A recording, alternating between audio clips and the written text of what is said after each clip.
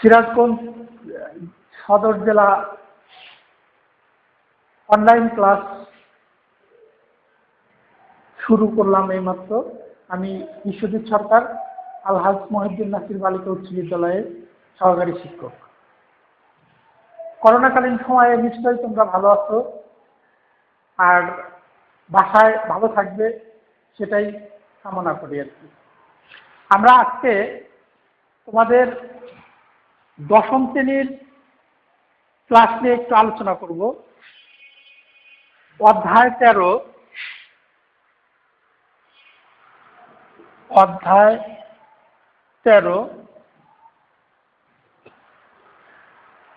সমান্তর ধারা। সমান্তর ধারাতে যাওয়ার আগে আমি একটু কথা বলে নিই, সেটা হলো অনুক্রম কি। অনুক্রমটা আমাদের জানা দরকার।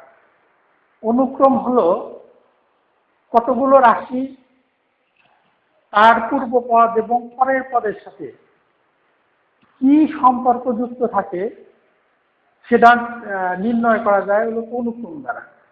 আর অনুক্রমের পরে আসে হচ্ছে ধারা, অর্থাৎ অনুক্রমের রাশিগুলোকে যখন যোগফল দ্বারা চিহ্নিত করা হয় তখন সেটা ধারা হয়ে যায়।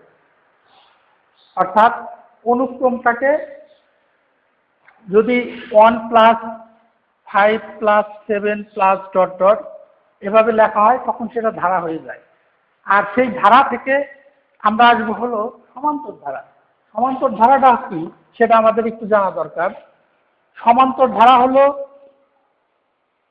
পাশাপাশি দুটি পদের পার্থক্য যদি সমান হয় তখন সেটাকে আমরা সমান্তর ধারা বলবো।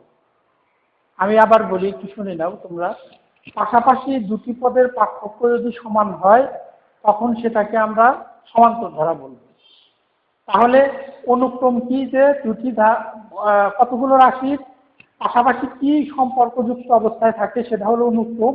আর অনুক্রমকে যখন আমরা প্লাস চিহ্ন দিয়ে সাজাবো তখন সেটা হবে ধারা। আর সমান্তর ধারা হবে তখন যখন এই ধারাটির পাশাপাশি দুটি পদের পার্থক্য সমান হয় তখন সেটাকে আমরা সমান্তর ধারা বলবো। যেমন আমি একটা উদাহরণের মাধ্যমে তোমাদের একটু বোঝানোর চেষ্টা করি। 1 + 3 + 5 + 7 + 9 +... দেখো এখানে দ্বিতীয় পদ মাইনাস প্রথম পদ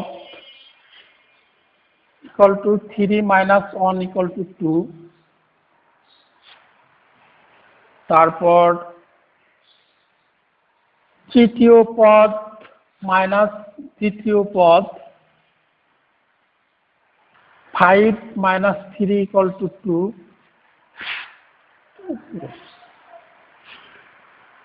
তারপর চতুর্থ পদ মাইনাস তৃতীয় পদ 7 - 5 = 2। পঞ্চম পদ মাইনাস চতুর্থ পদ 9 - 7 = 2। এখানে লক্ষ্য করে থাকবে যে আমাদের কিন্তু প্রতিটি পদের পার্থক্য 3 এবং 1 এর পার্থক্য 2, 5 এবং 3 এর পার্থক্য 2, 7 এবং 5 এর পার্থক্য 2, 9 এবং 7 এর পার্থক্য 2। তাহলে আমরা এখান থেকে কি বুঝলাম, যে পাশাপাশি দুটি পদের পার্থক্য যদি সবসময় সমান হয় অর্থাৎ একই থাকে তখন আমরা সেটাকে বলবো সমান্তর ধারা। এখন সমান্তর ধারা নির্ণয় করার জন্য দুটি সূত্র আছে আর কি। আমরা সূত্র দুটো নিয়ে একটু আলোচনা করি। কোন সমান্তর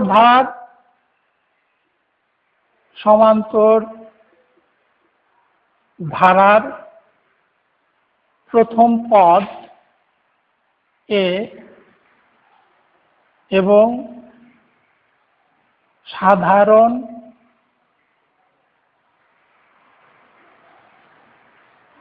অন্তর ডি ধরা হয়, অর্থাৎ প্রথম পদ এবং সাধারণ অন্তর ডি ধরা হয়। ডি ধরলে আমাদের এন-তম পদ আসবে, এন-তম পদ a plus n minus one into d, আর হলো সমষ্টি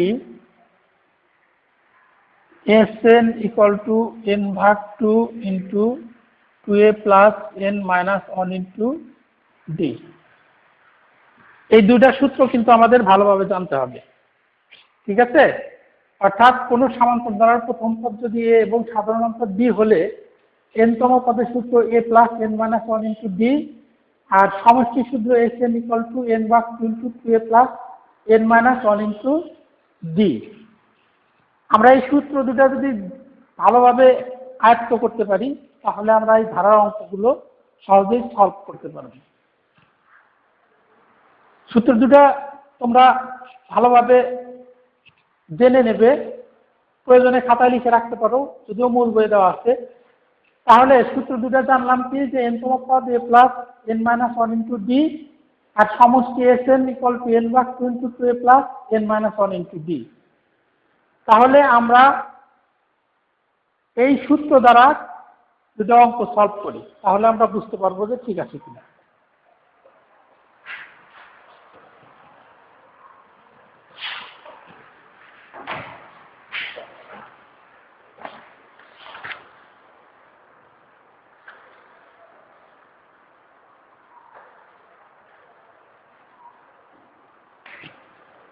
আমাদের একটা ধারা 1 plus 2 plus 3 plus 4 plus dot dot,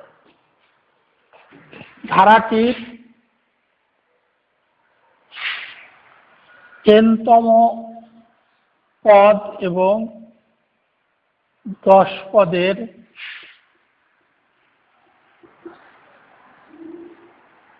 সমষ্টি নির্ণয় করো। তাহলে দেখো এখানে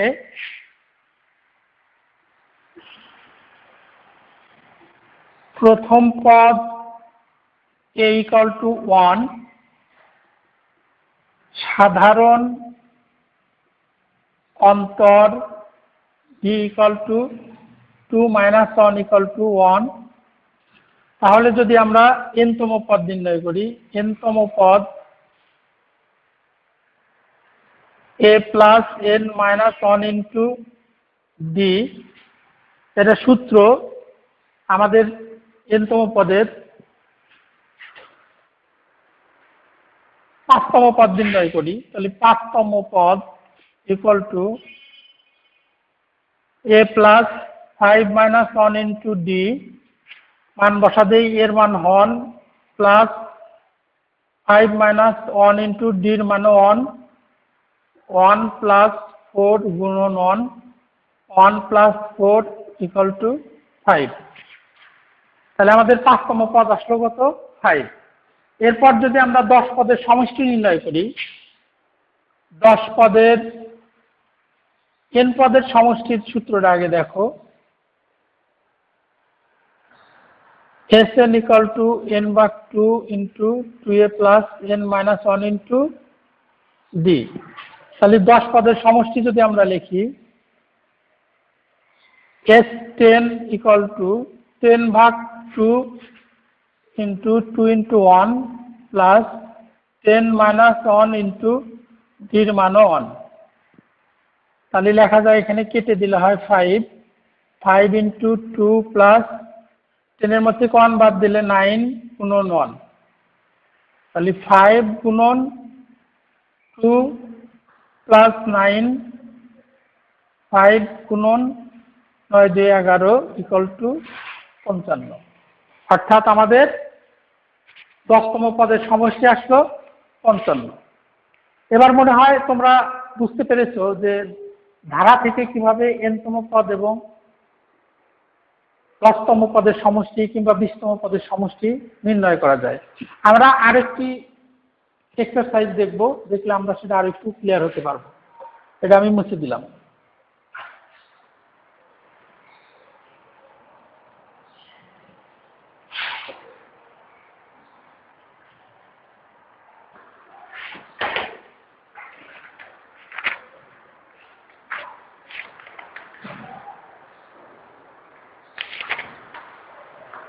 পাঠ্য বইয়ের আলোকে দেখো, আমাদের পাঠ্য বইয়ে দেওয়া আছে অঙ্কটা 2 - 5 - 12 -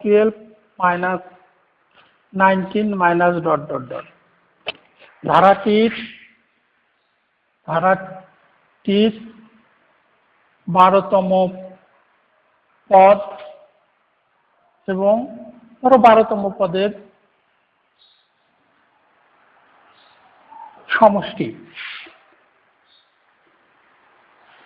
সমষ্টি নির্ণয় করব। তাহলে এখানে কিন্তু আগের ধারাটা কিন্তু প্লাস দিয়ে দেওয়া ছিল, ঠিক আছে, এটা কিন্তু মাইনাস দিয়ে দেওয়া। তাহলে এখানে প্রথম পদ a = -5 + 2 = -3।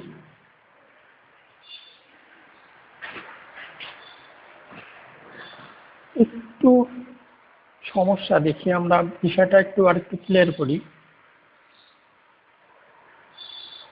2 অর্থাৎ -3 - 5 - 2 = কত আসে? -7।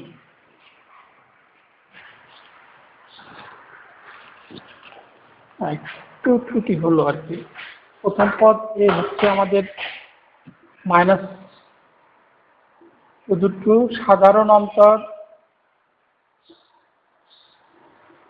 d = -5 + 2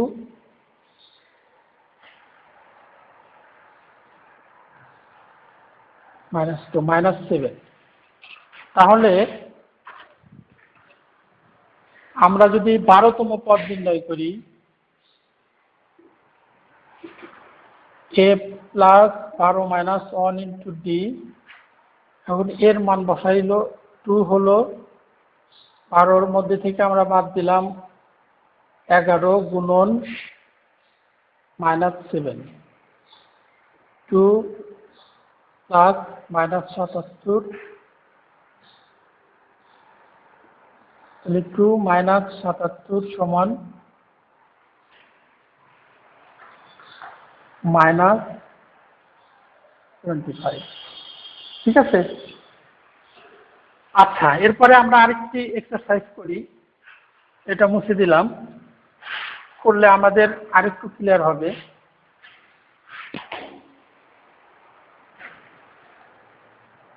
দেখো 8 + 11 + 14 + ডট ডট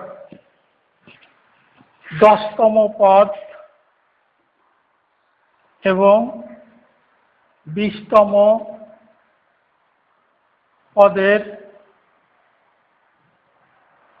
সমষ্টি। তাহলে এখানে প্রথম পদ a = 8, সাধারণ অন্তর d = 11 - 8 = 8, 9, 10, 11, 3। তাহলে আমরা যদি 10তম পদ লিখি, 10তম পদ a + 10 - 1 × d, তাহলে 8 + 10 - 1 × d এর মান হলো 3, 8 + 9 × 3, 8 + 3 × 9 = 27, 28 × 7 = 15, 7 × 1 = 35। তাহলে আমাদের 10তম পদ বের হলো 35। এরপর যদি আমরা 20 পদের সমষ্টি নির্ণয় করি, তাহলে n পদের সমষ্টি কি? n/2 × 2a + n - 1 × d, কততম পদ? 20তম পদ। তাহলে 20তম পদের সমষ্টি s20 = 20/2 × 2, এর মান আমাদের আগে বের করা আছে কত? 8 × 20 - 1 × d এর মান 3। তাহলে এটা কেটে দিলে হয় 10, 10 × 8 × 2 = 16 + 19 গুণন 3, তাহলে 10 ইন্টু 16 প্লাস 3 নং 27 7, হাতে আমার 2, 3 অক্ষে 3 2 5, 57। 10 ইন্টু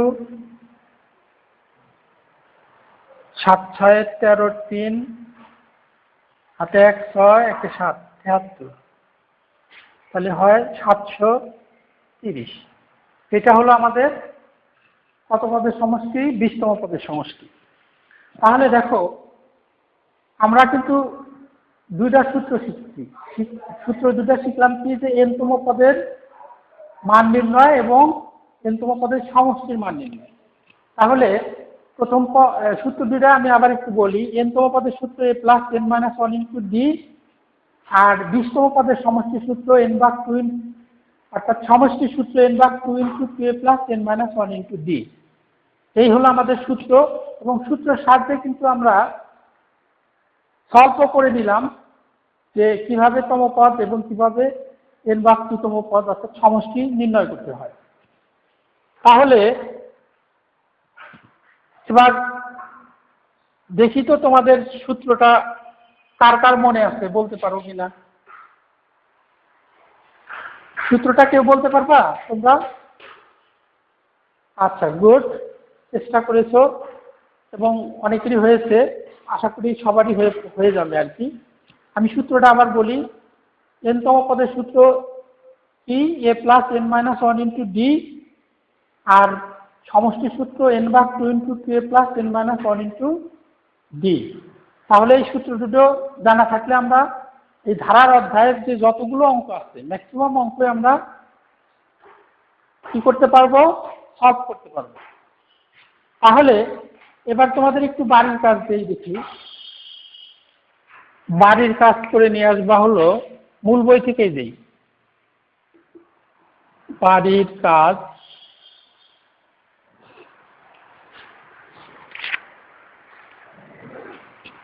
মূল বই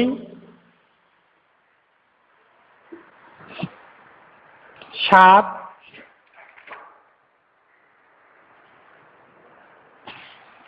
9, 10, 13। ঠিক আছে, তোমাদের মূল বইয়ের 7, 9, 10, 13 চারটা অঙ্ক দিলাম। এই চারটা অঙ্ক তোমরা বাসায় সলভ করবা, ঘরে বসে সলভ করবা। আমি আগামী ক্লাসে এই সলভ করেছো কিনা এ সম্পর্কে তোমাদের কাছ থেকে আমরা জানবো, এবং যদি কেউ সলভ না করতে পারো যে আমি আসলে স্যার সম্ভব হয়নি, তাহলে আমি অঙ্কগুলো নিয়ে আবার আগামী ক্লাসে কথা বলবো। করোনাকালীন সময় ঘরে থাকবা, বাইরে গেলে ঘরে এসে সাবান পানি দিয়ে হাত মুখ ভালো করে ধুবা, তারপরে নিজ নিজ কাজের জন্য যাবা, কারণ সাবান পানি দিয়ে হাত ধুলে অনেকটাই করোনা থেকে রক্ষা পাওয়া যায়। ঠিক আছে, তোমাদের সবাইকে ধন্যবাদ জানিয়ে আজকের মতো আমি ক্লাস এখানেই শেষ করছি। ভালো থেকো সবাই।